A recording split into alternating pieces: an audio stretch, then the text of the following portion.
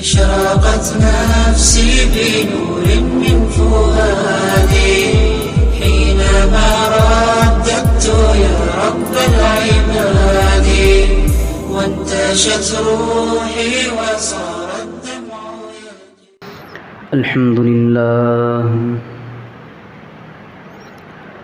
لله نحمده ونستعينه ونستغفره ونؤمن به ونتوكل عليه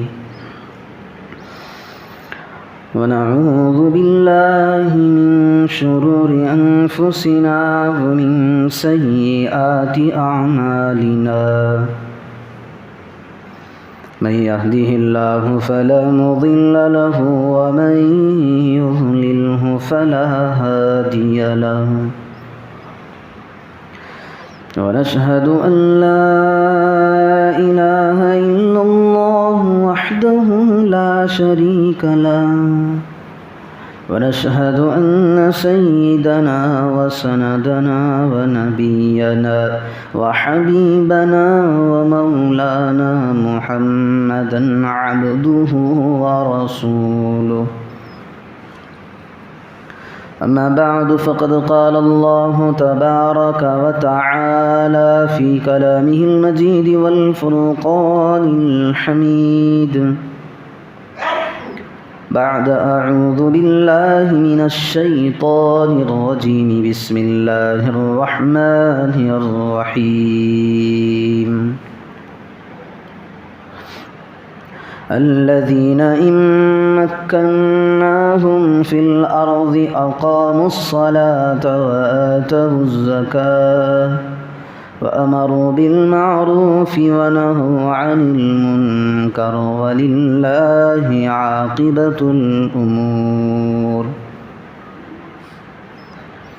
وقال تعالى في موضع آخر واذكروا إذ أنتم قليل مستضعفون في الأرض تخافون أن يتخطفكم الناس فآواكم وأيدكم بنصره ورزقكم من الطيبات لعلكم تشكرون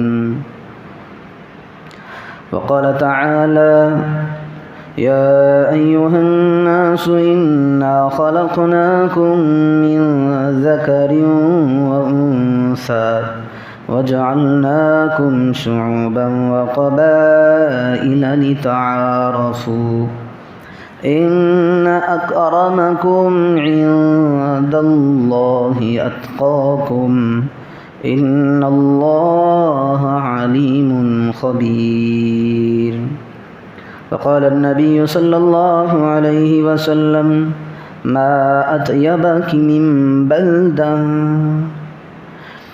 ولولا أن قومي أخرجوني ما سكنت من غيرك أو كما قال صلى الله عليه وسلم معزز قابل صد لائق تعظیم مہمانان اعظام دینی بھائیوں دوستوں اور بزرگوں، پچھلے جمعے کے اندر حالات حاضرہ کے عنوان سے چند باتیں کی گئی تھیں، امت کو متنبہ کیا گیا تھا کہ حالات کیسے ہم لوگوں پر آ رہے ہیں، بالخصوص مسلمانوں پر، اور اس کا دفاع کیسا کرنا ہے۔ مجمل انداز میں کچھ باتیں آئی تھیں، لیکن اس جمعے کے اندر اسی کے مطابق چند چیزیں بتائی جائیں گی۔ سب سے پہلے یہ بات ہمارے ذہنوں میں ہے کہ جس ماہ کا اب دور ہے وہ اگست ہے۔ اگر انگریزی تاریخ کے اعتبار سے دیکھا جائے تو اگست کا مہینہ چل رہا ہے۔ 3-4 دن کے بعد جو آنے والی خوشی ہے وہ ابھی سے ہمارے دلوں کے اندر دوڑ رہی ہے۔ یوں سمجھے کہ ہر آدمی کے زبان پر یہ چرچا ہو رہا ہے کہ 15 اگست کو گویا کہ خوشی کا دن منایا جائے گا۔ اس خوشی کے اندر ہر ایک آدمی ایک دوسرے کے شانہ بشانہ ہو کر کے کھڑے گا۔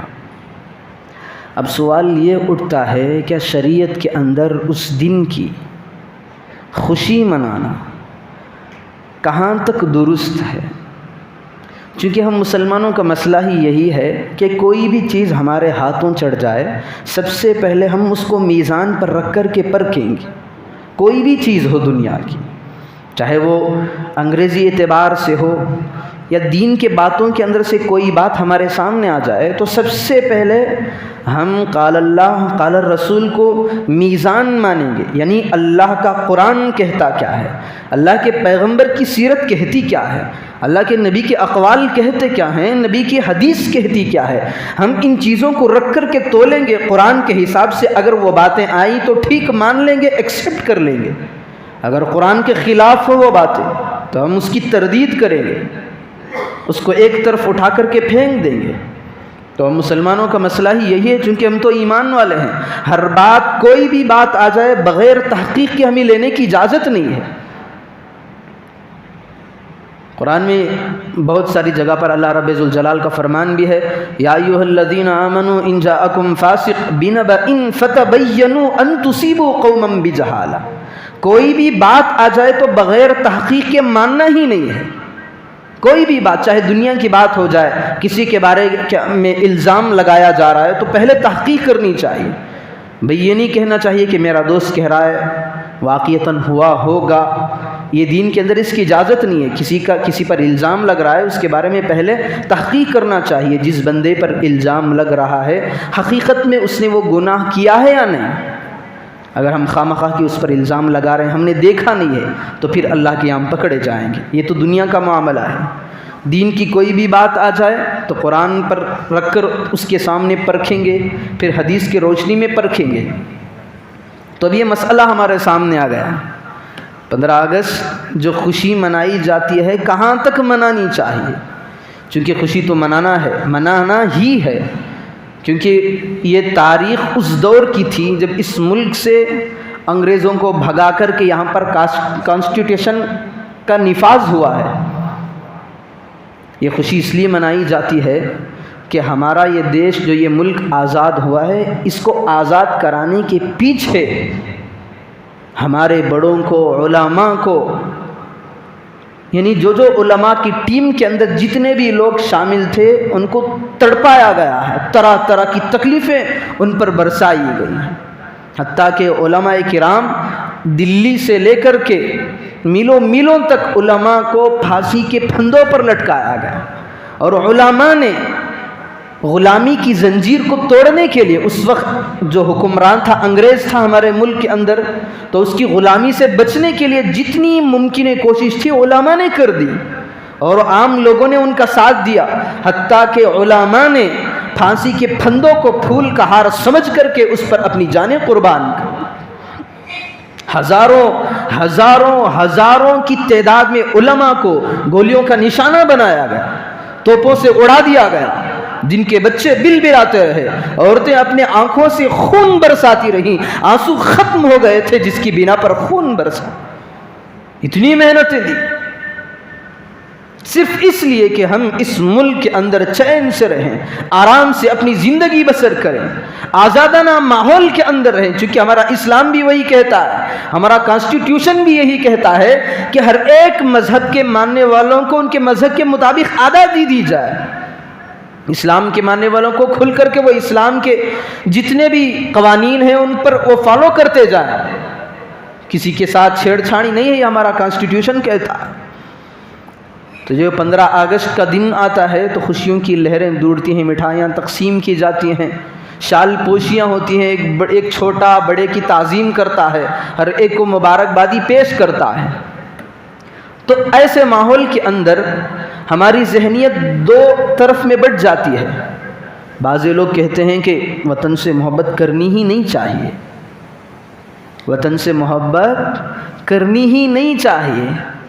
بعض لوگ کہتے ہیں کہ وطن کی محبت ہی سب کچھ ہے، دونوں بھی غلط ہیں۔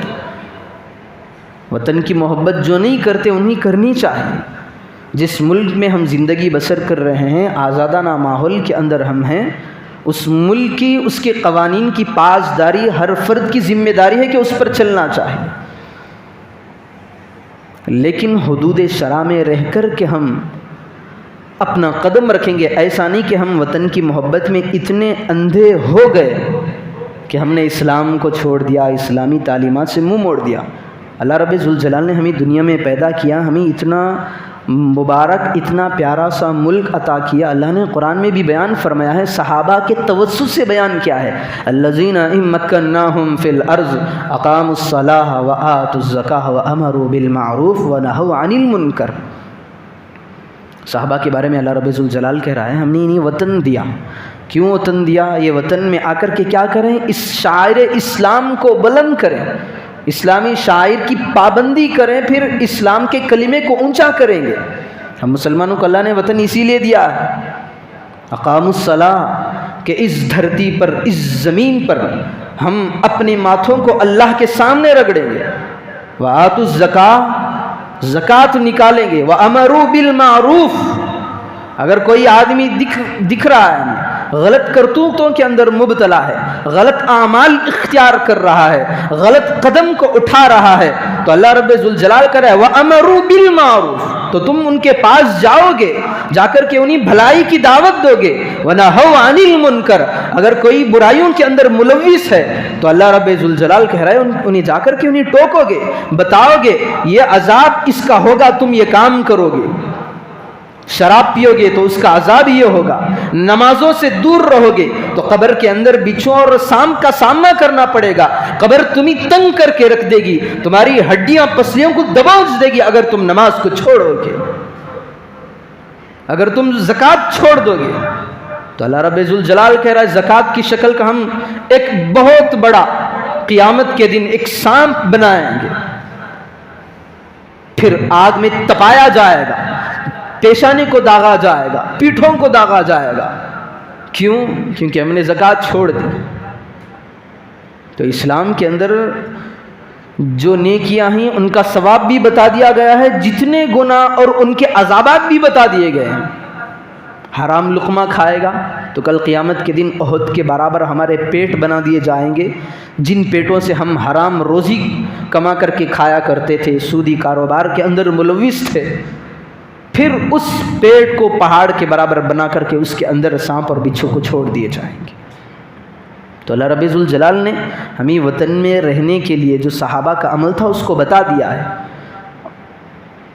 جب ہم انہیں ملک دیے ہیں، وطن دیے ہیں، زمین دیے ہیں، رہنے کے لیے مکانات دیے ہیں، تو رویہ ہمارا یہ ہونا چاہیے، سب سے پہلے تعمیل ارشاد کی پاسداری کرنی چاہیے، ہم اللہ کے پہلے ہو جائیں، بعد میں ملک کے ہوں۔ اور اللہ رب ذوالجلال نے کہا ہمیں تمہیں وطن دیا ہے تو تمہیں اللہ رب ذوالجلال کا شکر ادا کرنا ہے۔ صحابہ کا ایک تذکرہ اللہ رب ذوالجلال کہہ رہا ہے، وہاں پر کہا ہے میں نے تمہیں ملک دیا، وطن دیا، تم اللہ کا شکر ادا کرو۔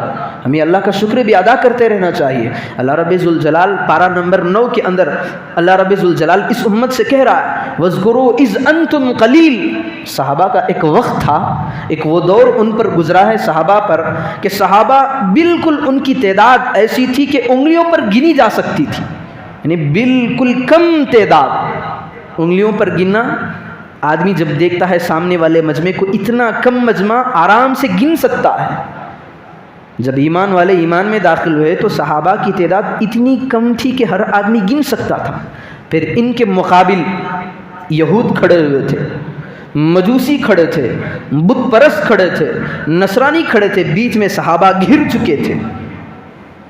یہودی خون کے پیاسے تھے مسلمانوں کے، نصرانی مسلمانوں کے جان کے پیچھے ہاتھ دھو کر کے پڑ گئے تھے، بت پرست مسلمانوں کا خاتمہ کرنے کے لیے تیار ہیں، ہر طریقے سے مسلمان گھراؤ کے اندر آ چکے تھے۔ تو اللہ رب ذوالجلال کہہ رہا ہے وَاذْكُرُوا إِذْ أَنْتُمْ قَلِيلٌ، یاد کرو اس زمانے کو، تم تنہا تھے، بالکل کم تھے، تمہارا حامی اور مددگار کوئی نہیں تھا، تمہارا ساتھ دینے والا کوئی نہیں تھا۔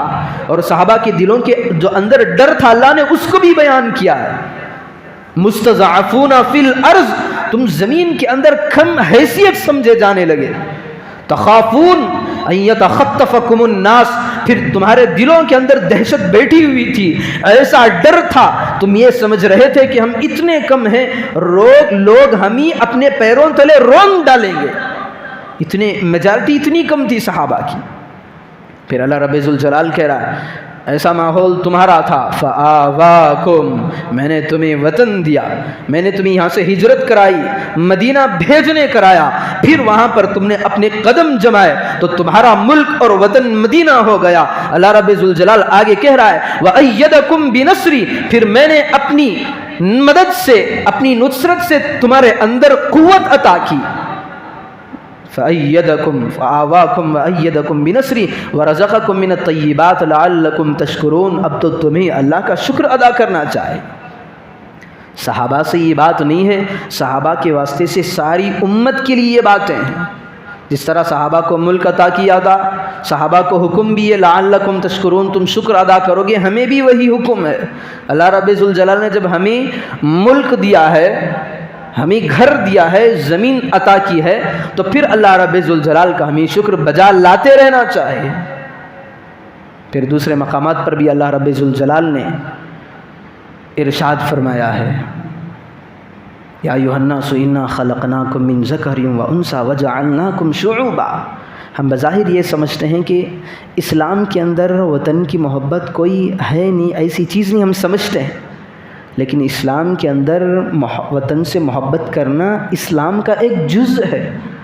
اللہ کے رسول صلی اللہ علیہ وسلم پر جب حالات آئے، ایسا ماحول آیا، تو اللہ رسول اللہ صلی اللہ علیہ وسلم کی راتوں والی جو نیند تھی، بغیر سیکورٹی کے، بغیر محافظ کے، اللہ کے رسول صلی اللہ علیہ وسلم مکی کی زندگی کے اندر آرام نہیں کیا کرتے تھے۔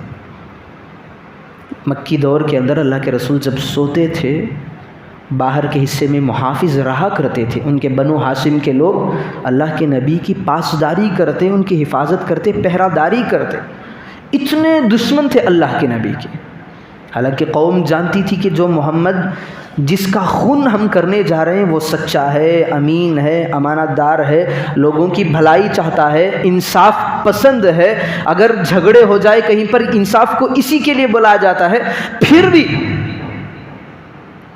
وہاں کے لوگ اتنے نادان تھے، صرف ایمان کی خاطر اللہ کے رسول صلی اللہ علیہ وسلم سے دشمنی پر تلے ہوئے تھے۔ لیکن ایک وقت وہ بھی آیا کہ اللہ کے رسول صلی اللہ علیہ وسلم پر حالات اتنے آئے، اللہ رب ذوالجلال نے حکم دیا کہ اے میرے محبوب، اب تمہارے لیے مکہ ٹھہرنے کے لائق نہیں ہے، پانی سر سے اونچا ہو چکا ہے، یعنی ظلم حد سے بڑھ چکا ہے۔ ظلم کی ایک حد ہوتی ہے، اگر اس حد کے اندر ظلم ہو تو آدمی برداشت کر سکتا ہے، اگر حد سے زیادہ ظلم ہو جائے تو آدمی کے اندر اتنی کیپیسٹی نہیں کہ ظلم کو اپنے اوپر برداشت کر لے۔ تو اللہ کے رسول صلی اللہ علیہ وسلم کو بھی حکم ہو گیا کہ جاؤ، اب مکہ چھوڑ کر کے مدینہ جاؤ۔ تو اللہ کے رسول صلی اللہ علیہ وسلم مکہ چھوڑ رہے ہیں، مدینے کا رخ کر رہے ہیں، الٹے قدم رکھ کر کے کعبے کی طرف دیکھ رہے ہیں، مکے کی گلیوں میں دیکھ رہے ہیں۔ جملے اللہ کے رسول صلی اللہ علیہ وسلم کے منہ سے نکل رہے ہیں، ما اطیبک من بلدہ وَأَحَبَّكَ إِلَيَّ، اے مکہ تو تمام شہروں میں مجھے زیادہ عزیز ہے، وَأَحَبَّكِ إِلَيَّ، اور میں تجھے سب سے زیادہ پسند کرتا ہوں، وَلَوْلَا أَنَّ قَوْمِي أَخْرَجُونِي مَا سَكَنْتُ مِنْ غَيْرِكَ، اگر میری یہ جاہل قوم اگر مجھے نہ نکالتی، اگر مجھے اس طرح کی اذیتوں کے اندر مبتلا نہ کرتی، میرے پاس میرے اوپر حالات نہ آتے، مجھے ٹارچر نہ کیا جاتا، میرے چلنے پر میرے راستوں کے اندر کانٹے نہ بچھائے جاتے، تو میں تجھے ما سکنت من غیرک، میں تجھے چھوڑ کر کے کبھی نہ جاتا۔ یہ محبت نہیں ہے ملک سے، وطن سے، زمین سے، تو اور کیا ہے؟ ہمارے اسلام یہاں تک کہتا ہے کہ اللہ کے رسول نے ہمیں یہ عملاً کر کے بتا دیا کہ اے مکہ، اے زمین، میں تجھ سے محبت کرتا ہوں کیونکہ میں تیرے پیٹ میں رہا ہوں۔ تو ہمارے نبی نے ہمیں یہ سکھایا ہے کہ جس جگہ پہ تم رکھو، زندگی بسر کرو، وہاں کی محبت تمہارے دلوں کے اندر ہونی چاہیے، لیکن اس کا مطلب یہ نہیں کہ ہم اسلام کو ہٹا کر کے وطن کی محبت اپنے دلوں کے اندر بسا لیں۔ اس کے بھی حدود ہوتے ہیں. جو میں شروع میں بتا رہا تھا کہ 15 اگست کے دن جو خوشیاں منائی جاتی ہیں، خوشی تو بظاہر ہے منانا چاہیے، چونکہ ہمیں ایک طرح کی خوشی اس لیے کہ ہمارا دیش آزاد ہوا ہے، اس وقت قوانین بنے ہیں آزادی کے ہر ایک کو، تو آزادی کرنی چاہیے، خوشی منانی چاہیے، لیکن اسلام کے حدود میں رہ کر منانی چاہیے. ایسا نہیں کہ خوشی کے اندر آ گئے، آنے کے بعد ناچ گانے بھی چل رہے، رقص و سرور بھی چل رہا، ڈانس بھی چل رہے ہیں، کلب بھی اوپن ہیں، ہر طرح کے ناجائز امور اس خوشی میں آ گئے تو اسلام اس کی اجازت نہیں دیتا. پھر وہ خوشی نہیں، مسلمان پر وبال بن گئی. مسلمان کی خوشی اس وقت مانی جائے گی جب اسلام کے حدود میں رہ کر منائی جائے. آپ اٹھا کر کے دیکھیں، ہم عید الاضحیٰ بڑی خوشی سے مناتے ہیں، عید الفطر منانے جاتے ہیں، اس وقت دیکھیں کہیں ہم ڈانس میں جاتے ہیں یا ڈانس کرواتے ہیں یا پھر گانوں سے ہم اس دن کا آغاز کرتے ہیں. اسلام اس کی اجازت نہیں دیتا. کوئی بھی خوشی منائی جائے، اسلام کے حدود کی پاسداری کی جائے گی، حدود میں رہ کر، اس حدود کے اندر رہ کر کے اپنے قدموں کو اٹھانا پڑے گا. تو خوشی منائیں، ضرور منائیں، لیکن حدود میں رہ کر کے منائیں. اب ایک سوال یہ بھی اٹھتا ہے، جب آپ نے بھی سنا ہوگا، جب بھی ایسے ملک کے حالات ٹیڑھے ہو جاتے ہیں، کبھی مسلمان جب ملک کے اندر فسادات ہوتے ہیں، ظلم ہوتا ہے، اسلامی قوانین پر پابندی لگ جاتی ہے، یعنی ایسا سمجھیں کہ لاک ڈاؤن کا دور ہماری نگاہوں کے سامنے آج بھی ہے. اس وقت ایسا ہوا کہ اذانیں بند ہو گئیں، مساجد پر تالے لگ گئے، اسلامی قوانین کے اندر پابندیاں آ گئی. اگر کوئی اسکالر اٹھ کر کے میٹنگ کے اندر کہتا ہے کہ یہ اسلام اس کی اجازت نہیں دیتا، یعنی یہ ہمارا اسلام ہے، ہمیں یہ کرنا ہی چاہیے، اگر کوئی اسکالر اٹھ کر کے کھڑے ہو کر کہتا ہے تو پیچھے ہی فوراً سوال اٹھ جاتا ہے کہ آپ یہ بتائیں، آپ کو ملک پسند ہے یا اسلام پسند ہے؟ اگر ہم اسلام کہیں تو ہمیں کہا جاتا ہے کہ دیش دروہی ہے، یعنی یہ ملک کا غدار ہے. اگر ہم کہیں ہمیں ملک پسند ہے تو ہم پھر اسلام کی نظر میں ہم گر جائیں گے. اس کے اندر، اس سوال کے اندر کوئی چاپلوسی ہے ہی نہیں ہے. میں آپ کو عقلی طور پر بھی سمجھاؤں گا، مثالوں کے ذریعے سے بھی سمجھاؤں گا. سوال یہ ہوتا ہے کہ آپ کو اسلام پسند ہے یا ملک پسند ہے، دیش؟ پہلے اسلام ہے یا پہلے ہندوستان ہے؟ سوال اٹھتا ہے. اب بیچارہ مسلمان جسے نالج نہ ہو یا پھر وہ صحیح طور پر اسلام کے اندر جمع نہ ہو تو پھنس جاتا ہے. اسلام کہوں تو پھر دیش دروہی کا الزام مجھ پر لگ جائے گا، غداری کا الزام لگ جائے گا. اگر ملک پہلے کہوں تو مسلمانوں کی نظر مجھ پر پڑ جائے گی، اسلام میں اللہ اور اس کی نظروں سے گر جاؤں گا. ہمیں چاپلوسی کرنا ہی نہیں ہے. اس معاملے میں، اس سوال کے جواب میں 2 ٹوک میں جواب دینا ہے. آپ کو سمجھانے جا رہا ہوں. سوال ہوگا اسلام یا ہندوستان، تو سب سے پہلے اسلام کو چننا ہے، سب سے پہلے اسلام کو چننا ہے. وجہ اس کی یہ ہے کہ دیکھیں، قرآن کریم کے مطابق اور احادیث کی روشنی میں ملک سے محبت، زمین سے محبت کی اجازت ہے، لیکن سب سے پہلے اولاً ترجیح اسلام کو ہوگی. کسی بھی مذہب کے اندر ہر بندہ یہی کہے گا کہ مجھے میرا مذہب ملک سے بڑھ کر ہے، پہلے نمبر پر ہے. اس کی مثال یوں سمجھیں، دیکھیں ہم ہندوستان میں ہم رہیں گے، ہمیں محبت تو ہے، لیکن کوئی بھی بندہ ہندوستان ہی میں رہے گا اس کی گارنٹی نہیں ہے. اسلام سے محبت مسلمانوں کی اس لیے کرنی چاہیے کہ ایک مرتبہ اسلام میں بندہ داخل ہو گیا تو پھر واپس اسے نکلنے کی اجازت نہیں ہے. ایک کافر تھا، آدمی اسلام قبول کر لیا، اب اسلام کے دائرے میں آ گیا، اب پھر اسے اسلام اجازت نہیں دیتا کہ اسلام کو چھوڑ کر تو جائے. ایک مرتبہ اسلام میں آ گیا تو موت تک اسلام پر رہنا ضروری ہے. اسی لیے ہم اسلام کو سب سے پہلے نمبر پر ہم چنے ہیں کہ اسلام کے اندر ایک مرتبہ آپ آؤ گے تو واپس نکلنے کا سوال پیدا ہی نہیں ہوتا. اگر نکلو گے تو پھر مرتد، کافر، مشرک، بہت ساری چیزیں آ جائے گی. یا تو اسلام میں نہیں آنا ہے کافر، اگر کافر آ گیا تو اسلام کو چھوڑ کر کے نہیں جانا ہے. ان الدین عند اللہ الاسلام، سب سے زیادہ اللہ رب ذوالجلال کو جو مذاہب پسند ہے سب سے بڑھ کر کے اسلام. تو اسلام میں ایک مرتبہ قدم جما لو گے تو واپس نکلنے کا سوال پیدا ہی نہیں ہوتا۔ رہی بات دوسری آیت، میں جس گھر میں رہتا ہوں، جس محلے میں رہتا ہوں، سب سے زیادہ مجھے وہ گھر عزیز ہے، لیکن آپ یہ بھی بتائیں اگر گھر کا سسٹم یعنی ہم گھر چینج کرنا چاہیں تو کیا ہم گھر چھوڑ کر کے نہیں جا سکتے؟ میں کرناٹک میں ہوں، اگر میں جانا چاہ رہا ہوں آندھرا پردیش یا تمل ناڈو یا کسی دلی کی سرزمین پر آسانی کے ساتھ جا سکتا ہوں، یا اگر میں اس ملک ہی کو چھوڑ کر کے جانا چاہوں تو اور ملک میں بھی جا سکتا ہوں۔ کتنے لوگ ایسے ہیں جو ہندوستان میں پلے بڑے، پیدائش ہندوستان کی، اب عرب ممالک کے اندر وہ اپنی زندگی کاٹ رہے ہیں۔ تو ملک کی محبت ایسی ہے کہ ہم جس زمین پر جائیں وہاں کی عزت کریں گے، اسے اپنے دل کے اندر اس کی محبت کو بسائیں گے، ایسا نہیں کہ ہندوستان ہی کی محبت کریں۔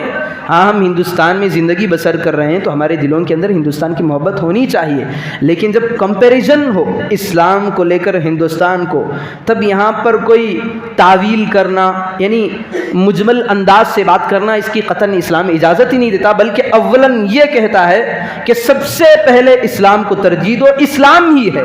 اسلام میں ایک مرتبہ آؤ گے تو واپس نکلنے کا راستہ نہیں ہے۔ ہندوستان میں آپ کتنے بھی شفٹنگ ہو جائے آپ کی ہو سکتی ہے، آپ ملک چھوڑ کر کے اور جگہ چلے جائیں وہ بھی گنجائش ہے، لیکن اسلام کے اندر اس طرح کی نہیں ہے۔ سب سے پہلی بات تو یہ ہے کہ جو لوگ کہتے ہیں کہ اسلام اول ہے یا ہندوستان اول ہے، یہ سوال ہی جاہلوں کا ہے، کمپیریزن کرنا ہی غلط ہے۔ آپ دیکھیں، آپ پوچھیں بریانی مزیدار ہے یا پتھر مزیدار ہے، اس کے اندر کمپیریزن ہو ہی نہیں سکتا۔ ایک تو کھانے والی چیز ہے، ایک تو پتھر کو کون کھاتا ہے؟ تو ایسا ہی یہ سوال ہے، اسلام اول ہے یا ہندوستان یا ہمارا دیش یا ہمارا ملک، اسے کمپیریزن کے اندر لانا، کمپیئر کرنا ملک اور ہندوستان کو سوال ہی پیدا نہیں ہے، جاہلانہ سوال ہے۔ اگر کوئی کر لے تو سب سے پہلے ہم ووٹ دینا ہے ہمارے اسلام۔ ہاں کوئی سوال کرے، اسلام کو آپ مانیں گے یا ہندوستان کے کانسٹیٹیوشن کو مانیں گے؟ یہاں بھی آدمی پھنستا ہے۔ تو ہمیں جواب یہ دینا ہے، جو قوانین اسلام کے مطابق ہوں ہم آنکھ بند کر کے اس کے حامی ہوں گے، اس کے موافق ہوں گے، اس کے طرفدار ہوں گے۔ جو قوانین، جو کانسٹیٹیوشن کی باتیں اگر اسلام کے مخالف ہوں تو ہم انتھک کوشش کریں گے قوانین کے اندر لائے جائیں۔ یعنی جس طرح سٹیپس ہیں، سپریم کورٹ ہے، پھر ہائی کورٹ ہے، سپریم کورٹ ہے، جو درجے ہیں، اگر اسلام کے خلاف کوئی آواز اٹھائے گا تو ہم اس کی کارروائی قانون کے دائرے میں ہو کر کے کریں گے۔ ایسا نہیں کہ کھلم کھلا راستے پر اتر آئے، ہاتھوں میں ہتھیار ہیں، بندوقیں ہیں، کیوں بھائی یہ اسلام کے خلاف بول رہے ہیں؟ اس کی اجازت نہ اسلام دیتا ہے نہ کانسٹیٹیوشن دیتا ہے۔ ہر ایک کا حل موجود ہے۔ اگر کوئی اسلام پر آفت آئی تو ہم قوانین کے اندر رہ کر کے اس کا دفاع کریں گے۔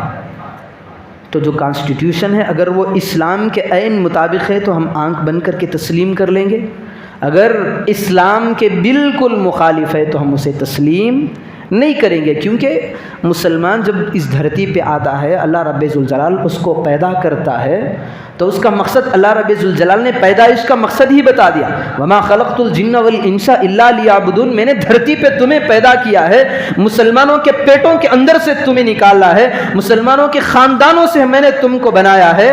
تو اللہ رب ذوالجلال کہہ رہے وما خلقت الجن والانس، کوئی بھی کافر بھی پیدا ہو جائے تو سب سے پہلے اسے اسلام پر عمل کرنا چاہیے۔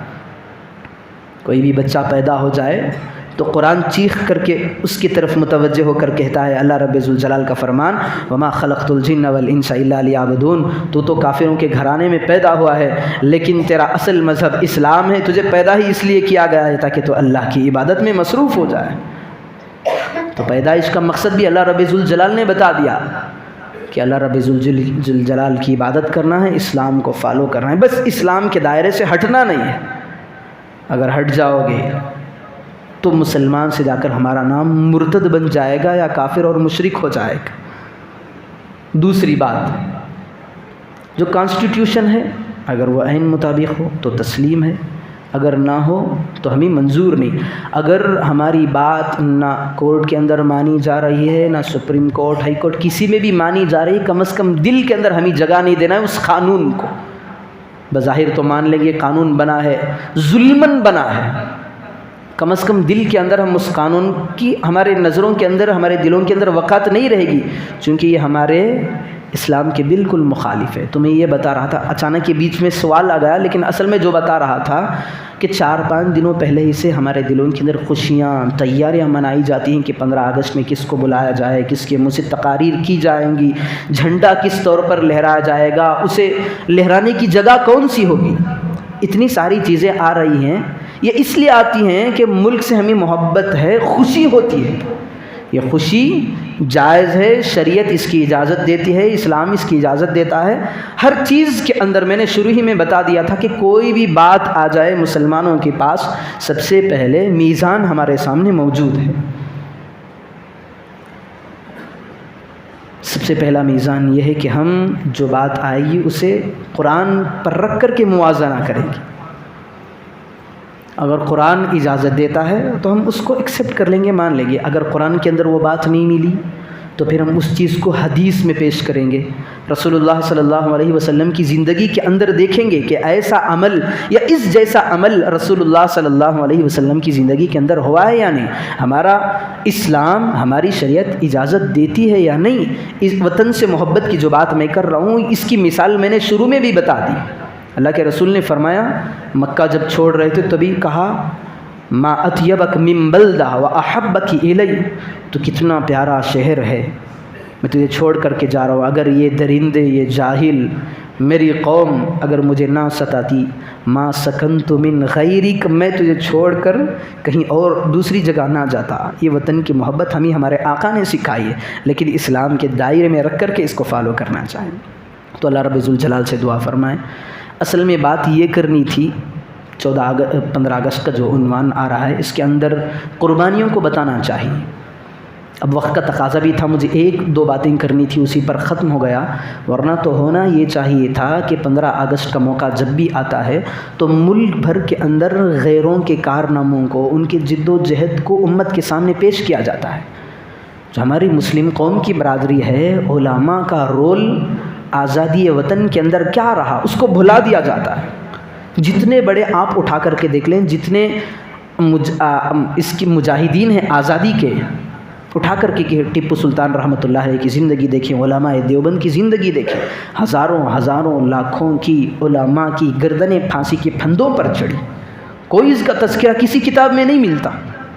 اگر ہم بھی نہ کہیں تو ہماری امت یہ سمجھے گی کہ مسلمانوں کا رول ہی نہیں ہے آزادی کے اندر، صرف ان کا نام لیا جاتا ہے، فلاں کا نام لیا جاتا ہے، فلاں کا نام لیا جاتا ہے. اصل تو یہی بیان کرنا ہے. انشاءاللہ اگر کبھی اللہ رب ذوالجلال وقت دے دے تو انشاءاللہ بھرپور بہترین انداز میں اس پر بات ہوگی. اللہ رب ذوالجلال سے دعا فرمائیں کہ سنی ہوئی باتوں پر عمل کی توفیق عطا فرمائیں. آمین. وآخر دعوانا ان الحمد للہ رب العالمین.